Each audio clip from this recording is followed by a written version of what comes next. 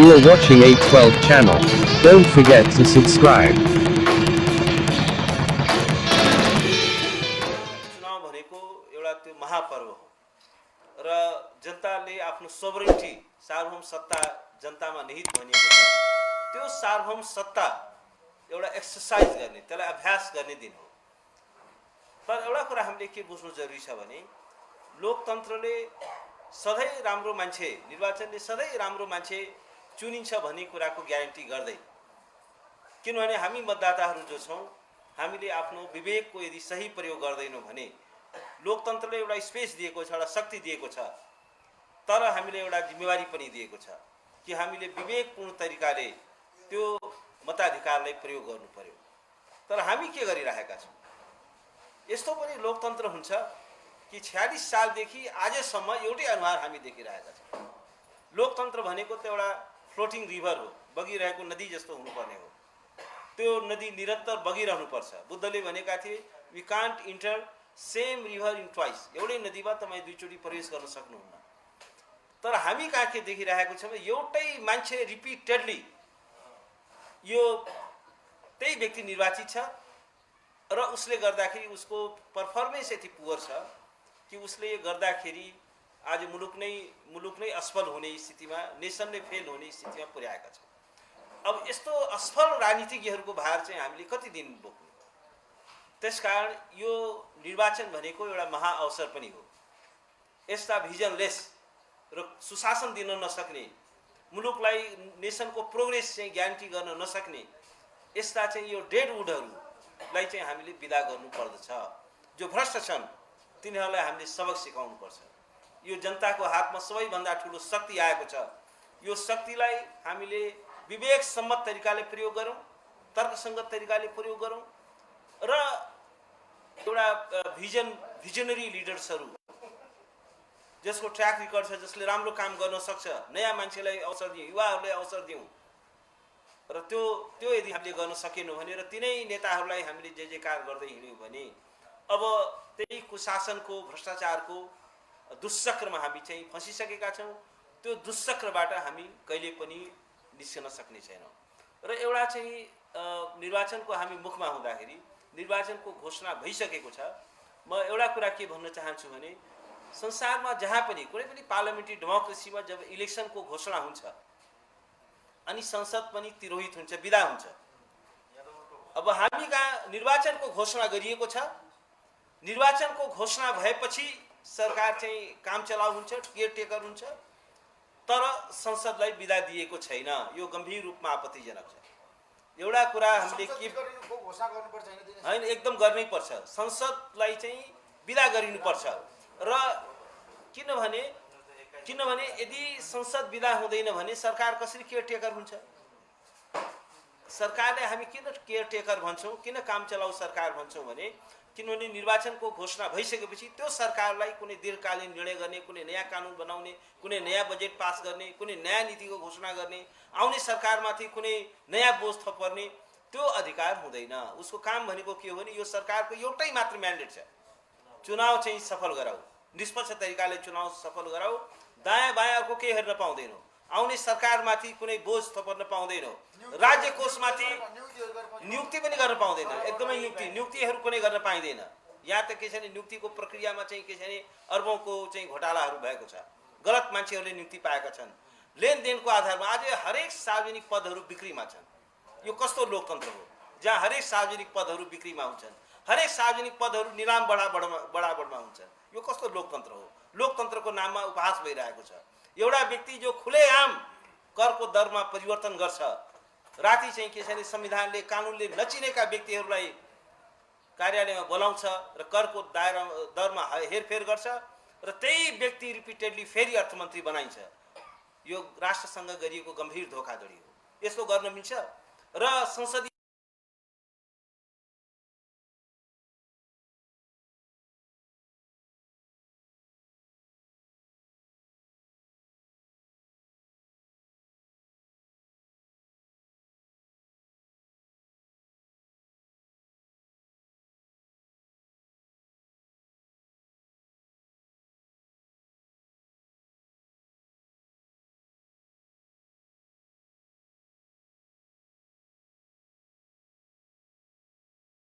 र यत्रो सांसदहरूको चाहिँ के छ भने 4 महिना 5 महिनाको तलब र भत्ता कति हुन्छ?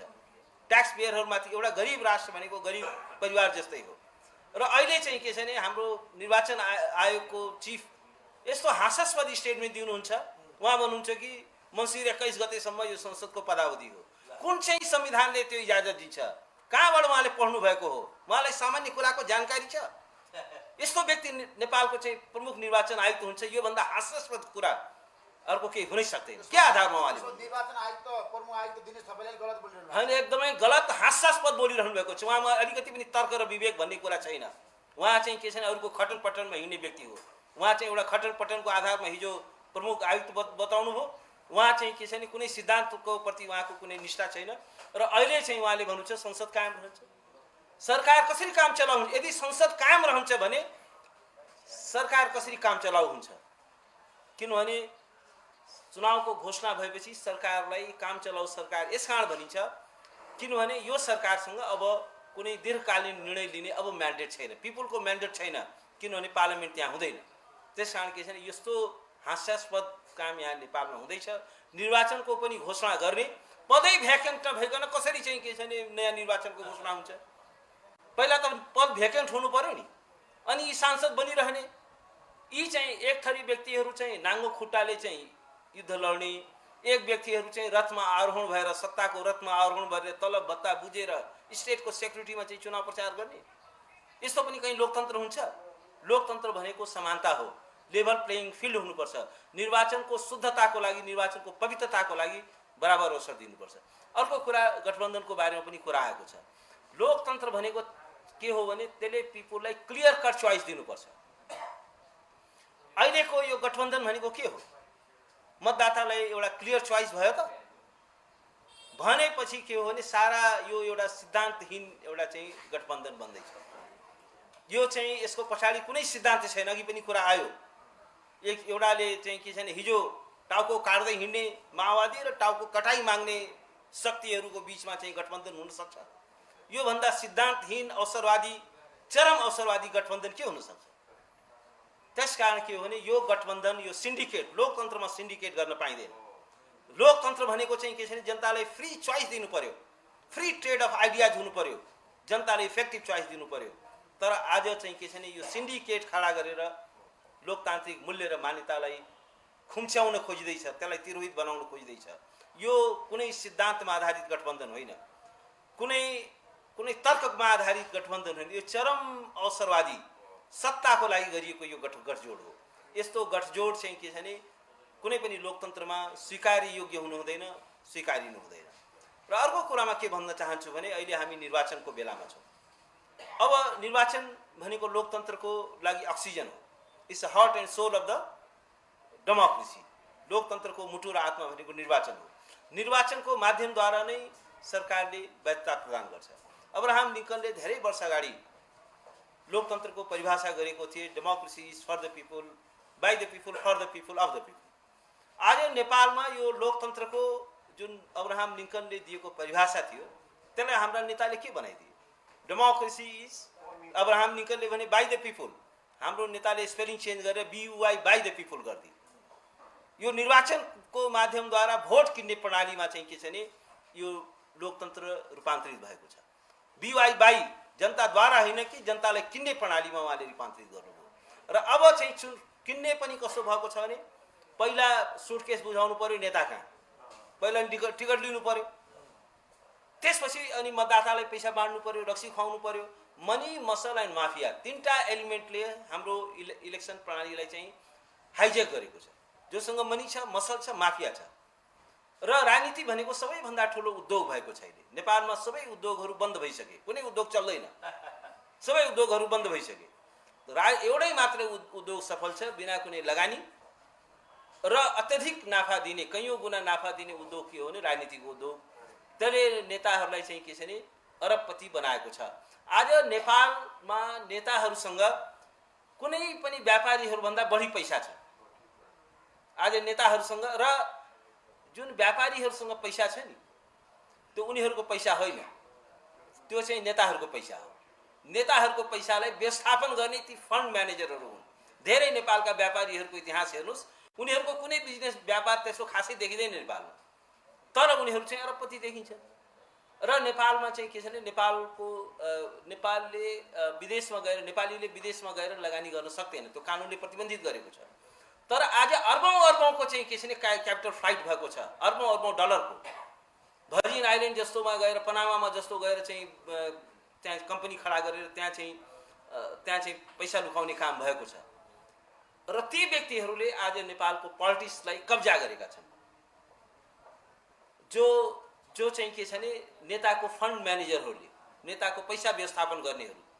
त्यसकारण एउटा असफल राज्यको एउटा लक्षण यो पनि हो। सफल राज्यमा के हुन्छ भने इन्टरप्रेनरहरूले, उद्योगपतिहरूले चाहिँ पैसा कमाउँछन् र उनीहरूले राज्यलाई ट्याक्स तिर्छन् र टेक्नोलोजी ट्रान्सफर गराउँछन्, उनीहरूले जब क्रिएट गर्छन्, राजस्व तिर्छन्। असफल राज्य भनेको के हो भने व्यापारीले पैसा कमाउँदैन, उद्योगपतिले पैसा कमाउँदैन, किनभने उद्योगै चल्न सक्दैन, सबै चाहिँ के छ भने त्यो ध्वस्त छ। कसले पैसा कमाउँछ भन्दाखेरि राजनीतिज्ञले पैसा कमाउँछ। यो भनेको चाहिँ के छ भने असफल राज्यको लक्षण हो।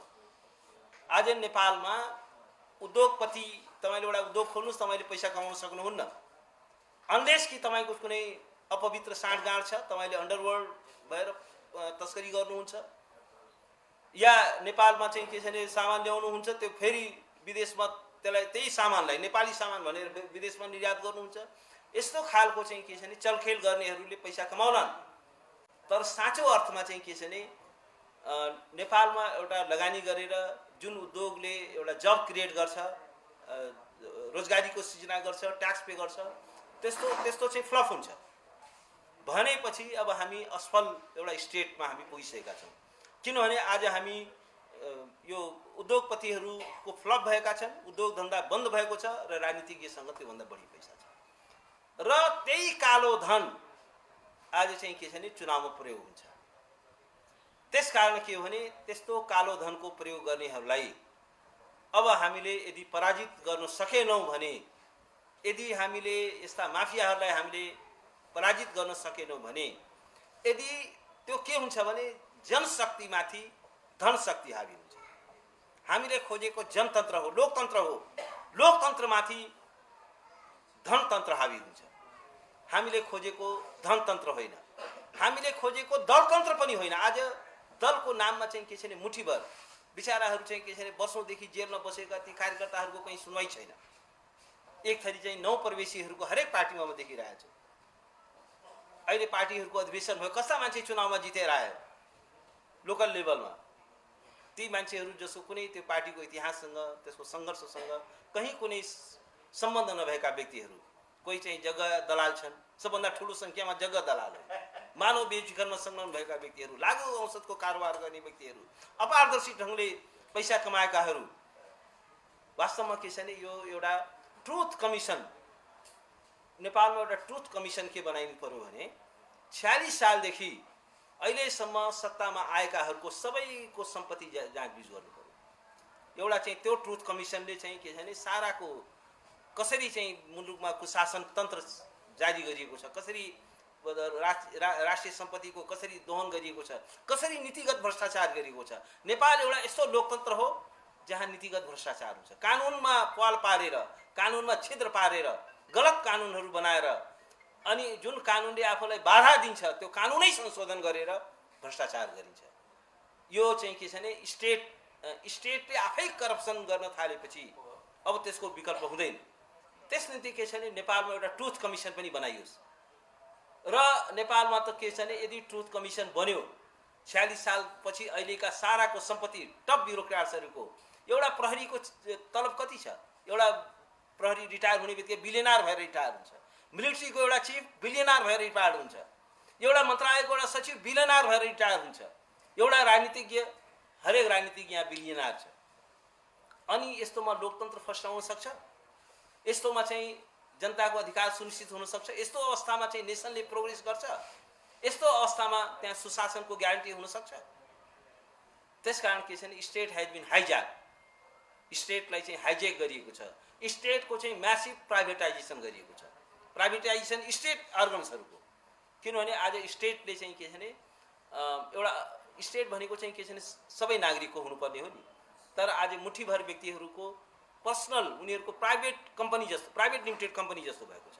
आज स्टेट नै प्राइभेट लिमिटेड कम्पनी भएको छ र यी व्यक्तिहरू चाहिँ के छ भने त्यो उसले त्यो सेठहरूले नियुक्त गरेका मुनिम जस्ता छन्। प्राइभेट लिमिटेड कम्पनी मुनिमहरू छन्। उसले चाहिँ के छ भने मन्त्रीहरू कमिसन बुझाउने एजेन्टको रूपमा छन्। सांसदहरूको चाहिँ के छ भने बिचौलियाको काम गर्नेहरू छन्। अनि त्यस्तोबाट चाहिँ के छ भने त्यस्तो यो एउटा महाअवसर हो। यो महाअवसरलाई म जनताको कन्साइनलाई जनताको विवेक शक्तिलाई म आह्वान गर्न चाहन्छु। अब बल तपाईहरुको कोर्टमा पुगेको छ। अब तपाईहरुले चाहिँ यो दिस डे अफ जजमेन्ट भन्छ नि, निर्णय गर्ने क्षण हो यो। यसमा तपाईहरुले चाहिँ सही निर्णय गर्नु पर्यो, विवेक सम्बद्ध निर्णय गर्नु पर्यो र मुलुक चाहिँ के छ भने अघि डाक्टर साहबले भन्नु यो एउटा महान राष्ट्र हो। यति धेरै सम्भावनाहरू भएको राष्ट्र हो। यति धेरै स्रोत र साधन भएको राष्ट्र हो। यत्रो रिच सभ्यता भएको मुलुक हो। किन आज हामी संसारको दरिद्रतम मुलुकमा छौँ? हाम्रो मुलुक चाहिँ रिच मुलुक हो, तर हाम्रो राजनीतिज्ञहरूको असक्षमताले, उनीहरूले गरेको कुशासनले, उनीहरूले गरेको भ्रष्टाचारले आज यो संसारको दरिद्रतम राष्ट्रको रूपमा यसको पहिचान बन्न गएको छ। आज नेपालको पासपोर्ट, म केही वर्ष अगाडि जापान जाँदाखेरि ओ नेपाल भनेपछि पहिला फरक लाइनमा चाहिँ बस भन्यो। भित्र लगेर धेरै बेर इन्टरभ्यू गरेँ। होइन म त अमेरिकामा पढेको, सारा देखाएपछि ओ यस यस यस भने अनि जानु भनेपछि यहाँबाट भिसा लिएर सारा गएको छ, तर सोधखोज गर्छ। म अस्ति स्विजरल्यान्ड जाँदाखेरि उहाँ फ्रान्समा उसले एकछिन सबैलाई जान दियो, मलाई नेपाली भनेपछि पासपोर्ट देख्ने सोधखोज गर्यो होइन। तर नेपाली भनेपछि जहाँ पनि चाहिँ के छैन, पासपोर्ट हाम्रो इज्जतै छैन, कुनै अन्तर्राष्ट्रिय प्रतिष्ठा छैन। यत्रो चाहिँ के छैन, जुन बेला सारा विश्व अन्धकारमा थियो त्यो बेला नेपालमा बुद्ध जन्मिए र जसले संसारले एउटा प्रकाश दिए, एउटा उज्यालो दिए, सभ्यताको केन्द्र हो। जुन बेला सारा विश्व अन्धकारमा थियो, अहिंसाको शान्तिको सन्देश दिए। अब अहिले चाहिँ हाम्रो इज्जत र प्रतिष्ठा कहाँ पुगेको छ? र बिकज अफ यो नेताहरूले गर्दाखेरि यिनीहरूको पुवर पर्फर्मेन्स रहेको त। र हामी पनि त्यसको मतियार नबनौँ। हाम्रो बुद्धिजीवीहरूमा पनि समस्या छ। नेतालाई चाहिँ के छ भने दिनरात गाली गर्छौँ, तर नेता एयरपोर्टमा आएपछि पहिल्यै चाहिँ जय जयकार गर्न एयरपोर्टमा लाम लागेर पुगिरहेको हुन्छ। अस्ति म एयरपोर्टमा पोखरा जाँदाखेरि त्यहाँ ठुलो भिड थियो। मैले चिनेका कति प्राध्यापक यस्तो चिज थुप्रो रहेछन्। अनि के नेता आउँदै हुनुहुन्छ नि भनेर त्यो क्लास छोडेर त्यहाँ आएर एयरपोर्टमा चाहिँ जय जयकार गर्न आइपुगिरहेको। किनभने हाम्रोमा समस्या छ। हामीले चाहिँ के छ भने गलत व्यक्तिहरूलाई, गलत प्रवृत्तिहरूलाई चाहिँ हामीले साथ दिइरहेका छौँ। हामीले दासत्व स्वीकार गरिरहेका छौँ। दासतालाई हामीले यो इन्कार गरिसकेपछि नभए यस्तो हाँकाहाँकी यस्तो गर्न मिल्छ? हाँकाहाँकी भ्रष्ट व्यक्तिलाई चाहिँ के छ भने पदोन्नति गरिन्छ, भ्रष्ट व्यक्तिलाई चाहिँ के छ भने अवसर दिइन्छ। अब राजदूत चाहिँ के छ भने मेन पावर एजेन्टलाई लगेर चाहिँ तपाईँको राजदूत बनाइन्छ। अब योग्यतै नपुगेको व्यक्तिलाई लगेर भाइस चान्सलर बनाइदिन्छ। नकली सर्टिफिकेट भएको व्यक्ति, चोरेर आर्टिकल दिएको व्यक्ति चाहिँ भाइस चान्सलर बनाइन्छ।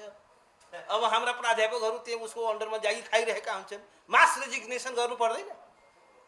यस्तो चोरेको व्यक्ति चाहिँ के छ भने चोरेर चाहिँ के छ भने लेख लेख्ने व्यक्तिको भाइस चान्सलरसिपमा चाहिँ हामी चाहिँ जागिर खाँदैनौँ भनेर मास रेजिग्नेसन गर्नु पर्दैन होइन? त्यस कारण के हो भने समस्या हामीभित्र पनि छ। हामीले जबसम्म हामी आफूलाई दास बन्न स्वीकार गरिरहन्छौँ तबसम्म उनीहरूले हामीलाई दास बनाउनेछन्।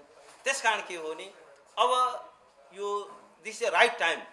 अब हामी यो राष्ट्रको चाहिँ चेतना अब जागृत हुनुपर्दछ। राष्ट्रको क्षमता जागृत हुनुपर्ने हुन्छ र अब मुलुक चाहिँ के छ भने पुरानो बाटोमा हिँड्न सक्दैन। अब फ्रेस स्टार्ट हुनुपर्छ। अब यदि यस्तो भयो भने लोकतन्त्र स्पद हुन्छ। लोकतन्त्रको विकल्प छैन। लोकतन्त्रको विकल्प के हो भने अझ बढी लोकतन्त्र। The ills of democracy can be cure by more democracy. लोकतन्त्रका खराबीहरूलाई अझै बढी लोकतन्त्रद्वारा सच्याउन सकिन्छ। अहिले हाम्रो समस्या भनेको लोकतन्त्रको कारणले आएको होइन। यो लोकतन्त्रको नाममा मुठीभर व्यक्तिहरूले सत्ता कब्जा गरेको कारणले, कुशासनको कारणले आएको हो। दलीय प्रणालीको विकल्प छैन। दलीय प्रणालीको विकल्प एउटै हो कि दललाई अझै सशक्त बनाऊ, प्रभावकारी बनाऊ, अझै लोकतान्त्रिक बनाऊ। त्यसकारण के हो भने लोकतन्त्रको विकल्प लोकतन्त्र नै हो। अब आउने निर्वाचनमा चाहिँ हामीले त्यो शक्ति र त्यो क्षमताको चाहिँ हामीले परिचय दिउँ। धन्यवाद।